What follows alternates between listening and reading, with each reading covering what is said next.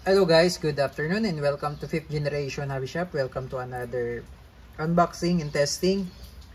By the way, shout out po kay Sir Nan.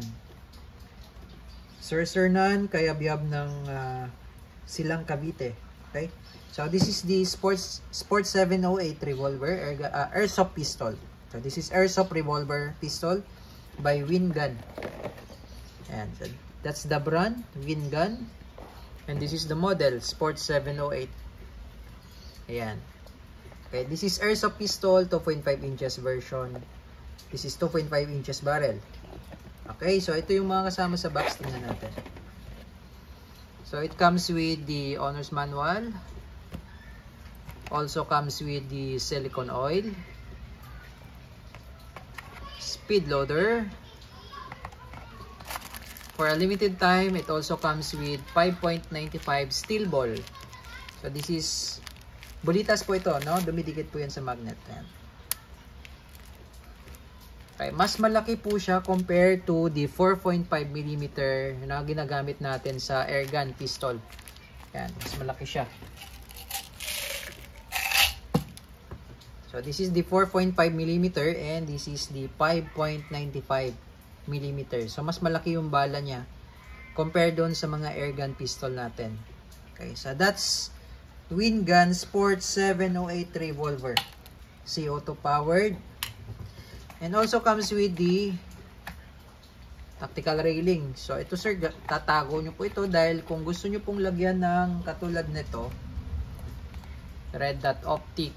Ayan.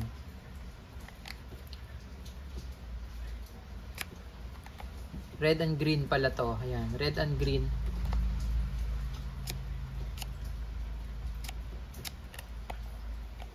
Ayan.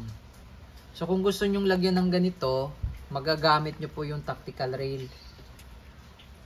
So this is the reticle red and green dot optic. Meron yan 4 na reticle. So yung railing yan nakakabit dyan sa ilalim. So kung gusto nyo siyang pupormahan, ganyan, magagamit nyo po yung railing na yun. Okay. And yes, of course, this is CO2 powered. Ayan. CO2 powered. Load natin. Lagyan po natin ng CO2. And meron siyang palang safety. Ayan, open and then safe stands, S stands for safe. Ayan. Tapos pag i-open mo naman, pag nasa gitna, that's fire. Pag i-open mo, push mo lang, tapos tulak mo lang yung bola. So this is the shell.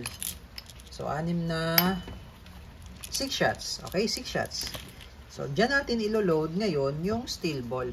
So I'm using the 5.95 steel ball. Again, dumidikit po yan sa magnet. That's bulitas. Okay, so ilo-load natin siya dito sa shell. Ayan. May rubber yan eh. So, dyan natin ilo-load. Dyan po. Ayan.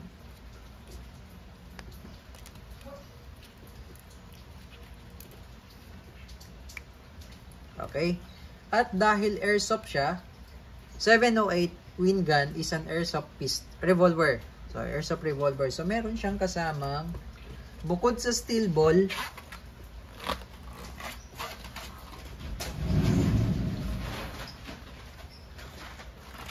may libre pa po itong bala na plastic. Ayan, 0.30 grams, 2,500 shots. Yung steel ball nasa almost, I think nasa 0.90 na siya, 0.80. And this one, ito yung 0.30, libre po ito, 2,500. Ito yung gagamitin nyo kung gusto nyo practical shooting. Kasi medyo mahal yung steel ball. Okay? So, yan. Then, load tayo ng CO2. So, meron siyang silicone oil na kasamang libre. Magagamit nyo siya. Kapag maglo-load po kayo ng CO2, patakan nyo po yung CO2. Pinaka-tip, pinaka-dulo po ng CO2, papatakan nyo po yan. Okay. Yan. Yan. Load natin.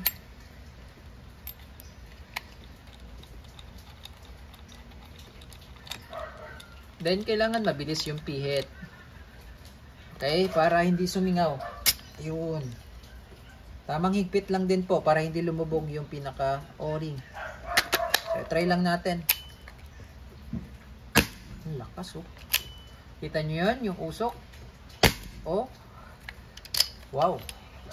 So, load natin yung, hindi na tayo gagamit ng speed loader. Yung speed loader, yun yung gagamitin nyo pag maglo-load. Pero kahit naman mano-mano, okay lang yan. Ayan. Okay, so loaded na siya ng CO2 at saka yung steel ball. Yun yung ginagamit natin. Okay, so testing. Again, this is the Wingun 708 Airsoft Revolver CO2 powered.